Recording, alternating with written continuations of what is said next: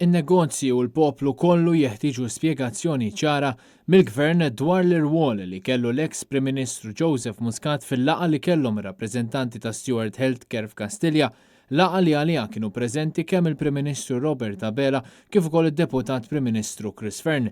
Hekk intqal fi stqarrija maħruġa mill-Kamra tal-Kummerċ, l-Intrapriża u l-Industrija.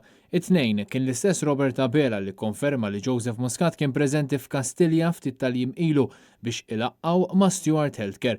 Abela saħaq li fuq id-deal ma' Stewart u miftuħ għal kollox, f'waqt li konferma li ta' Stewart iridu li l-ftehim jerġa' jiġi negozjat. Dwar din il-laqgħa diġà kien espress tħassib anke mill-Assoċjazzjoni tat-Tobba. Issa il-Kamra tal-Kummerċ qed tgħid il-Prim Ministru għandu jieħu azzjoni mill-ewwel fuq dan il-kuntratt kontroversjali, speċjalment meta wieħed iqis kemm ħarġu flejjes mit-taxxi tal-poplu.